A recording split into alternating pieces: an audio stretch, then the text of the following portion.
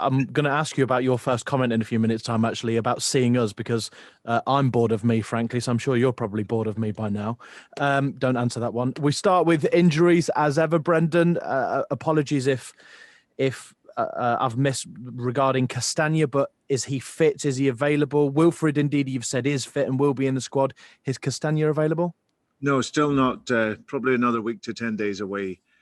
Ian, he's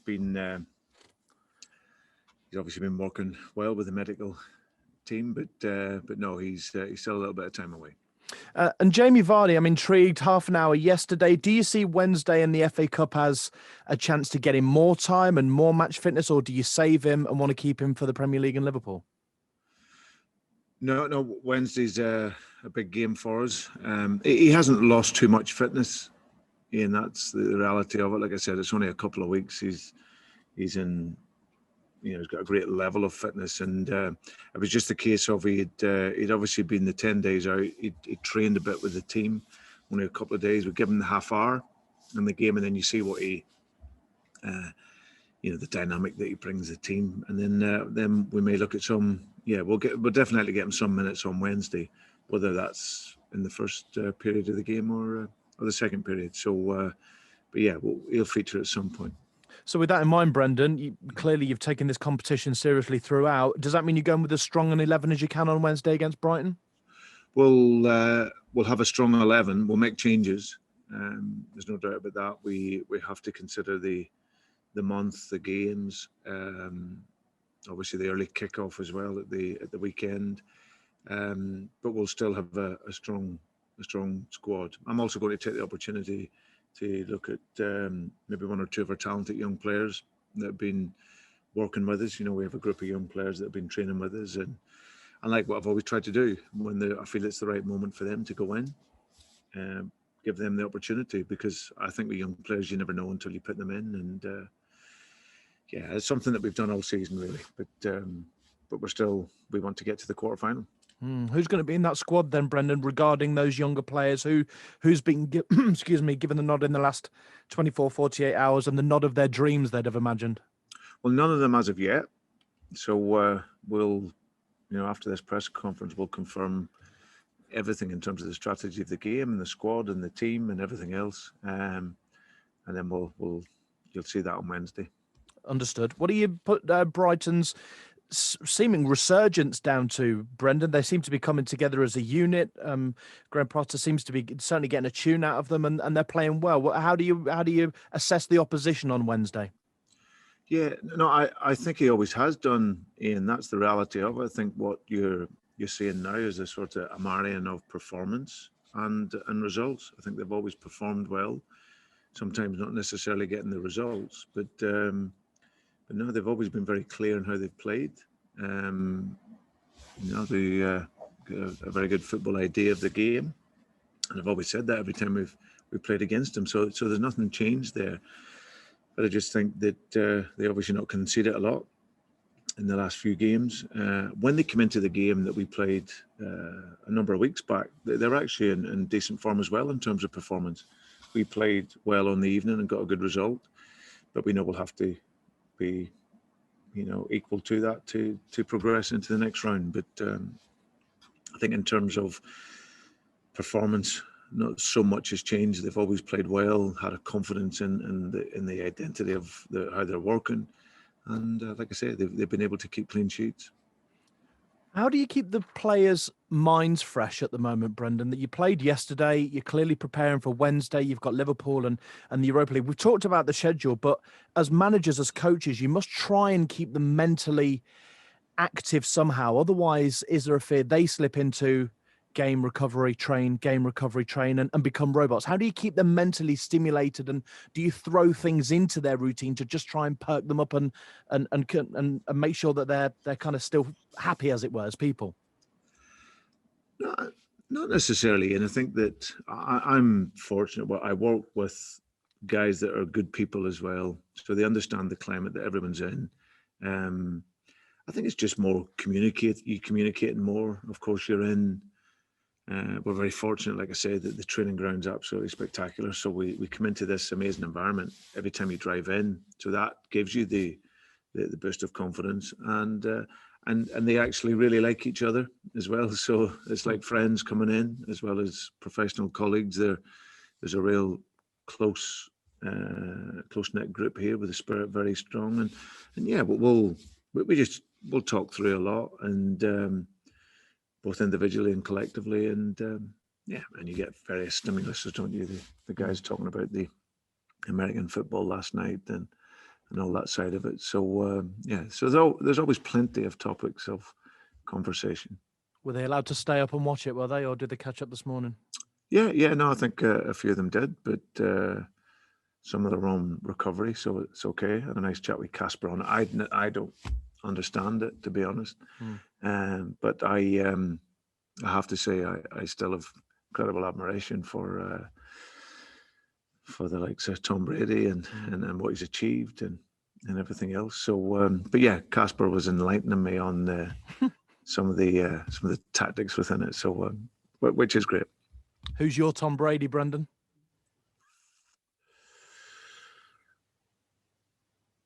Well, we are very much a collective, of course, but I suppose everyone will look to Vards, I'm sure. But yeah, we're very much about the team, but of course you always need special individual players within that.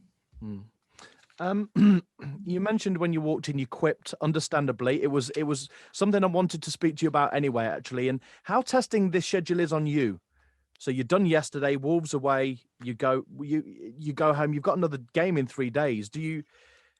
How do you, what does your day look like? I guess you go home, you got to research Brighton, you got to research Liverpool, you've got the players you're in early on Monday. How testing is this on your life?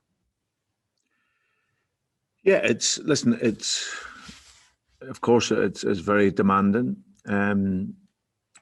but I can't say it's anything other than what I love to do, to be honest. Yeah, they're long days, and as I said, there's not too many rest periods within it. Like I say, whether it's press or whether it's preparing for the game, then of course there's a lot of work, there's a lot of thinking time. But I think probably with experience over the last numbers of years, what I've been able to do, Ian, much better is prioritize. I think when I was a younger manager, you maybe try to do 20 things in the day, and you try your best to get them all done. I think what you realize, the more experience you gain, it's all about efficiency. So maybe rather than have 20, you do the 5 things that is absolutely key for you in the day, and then ensure that is all planned and specific and detailed. So yeah, efficiency is obviously clearly very important. But no, listen, I can't say I anything but love it. You know, I love my work. There's more football on now. I watch a game to 2 games every night. So yeah, it's not the worst job in the world. No, indeed. Finally, from me, how do you relax? Because you must do something to try and, with all the schedule and everything going on and the pressure, we're seeing other managers in the Premier League under such pressure. Do you do anything to switch off, Brendan? Not really. No. We're the staff are in here 7:30 in the morning. Get home between 6 and 7 o'clock in the evening. Try and have a bit of family time, speak to people and family, and then you're thinking about the next day, preparing for that, whilst watching a game that's on in the evening, which is absolutely great. So and maybe a bit of reading. I like to read. I'm curious in that way. So, but no, not a lot of time to do much else, to be honest. And listening to your favourite podcast as well, evidently, Brendan. Good luck on Wednesday. Good luck on Wednesday against Brighton. Thanks, Ian. Thank you. Cheers. Okay, Vinny O'Connor, anything for you, Sky? Hi, Brendan. Hi, Vinny. Good to see you.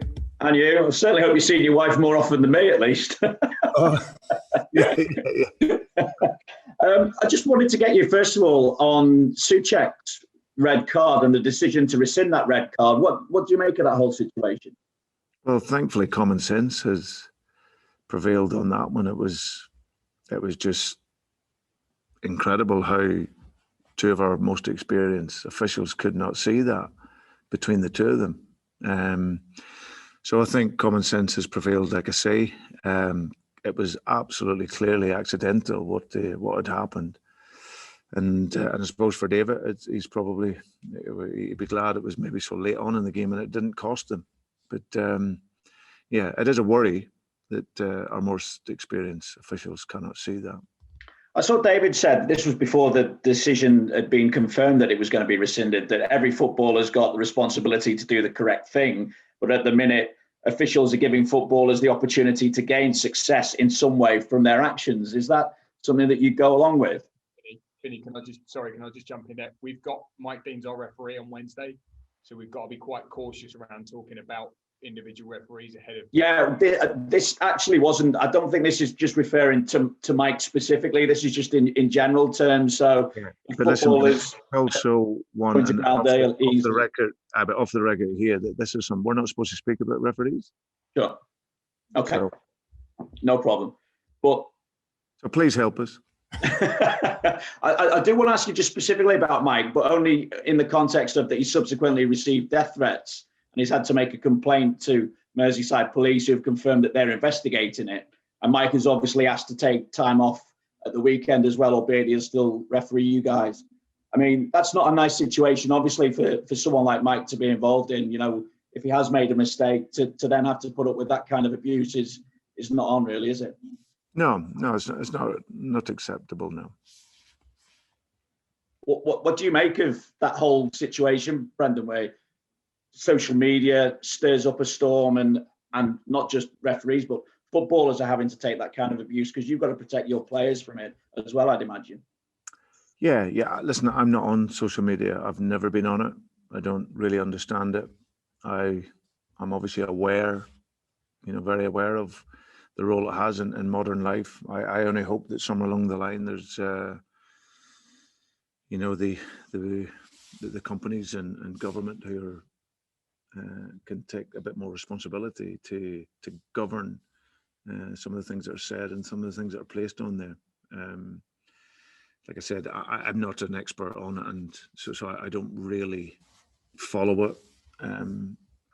So I don't like to comment too much on it because I don't listen to it and I'm not involved in it, Vinny. But it is certainly a big part of modern day world. But like I said, if there can be governance on it through the companies, but also government as well, then that would certainly help. Obviously, you've touched on team selection. How difficult a balance is it to strike between maximising your chances of going through to the next round, but also bearing in mind what a massive game it is coming up against Liverpool in terms of those top four hopes this season? Yeah, it's just... the players aren't robots. You have, we've absolutely maximised everything till this point out of the players that we could. We had a huge injury list, at the beginning of the season where a lot of our key players were out. But I tried to look on the other side. It gives the possibility for other players to come in, and Vinny, those guys have been brilliant for us this year, and they're not featuring so much now, but they've played a really important role in getting us to the position we are now. But I think from a scientific perspective and a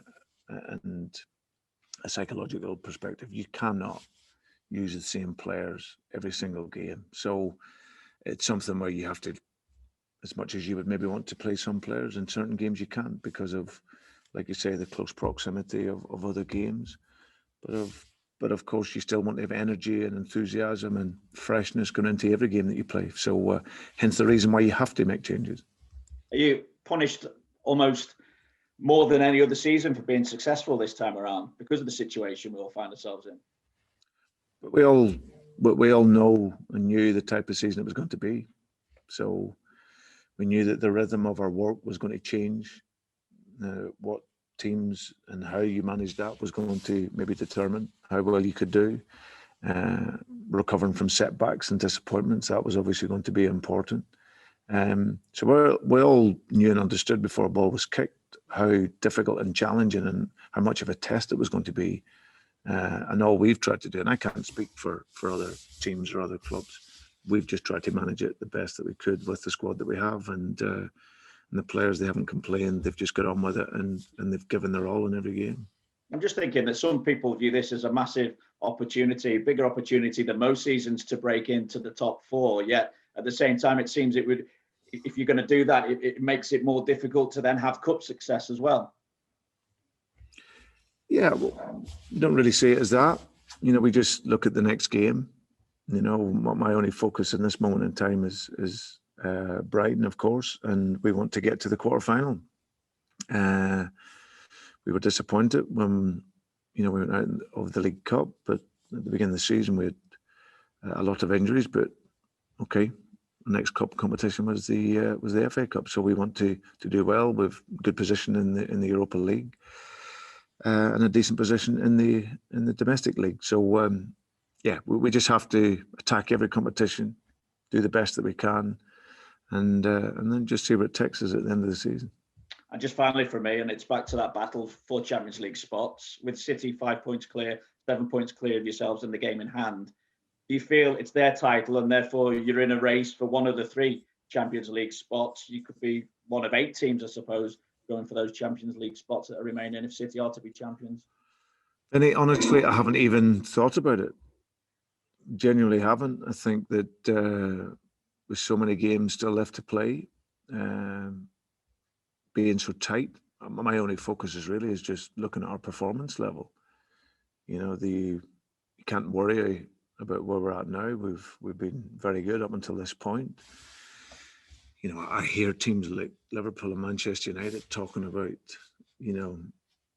looking at being in the top 4. So where does that leave teams like ourselves?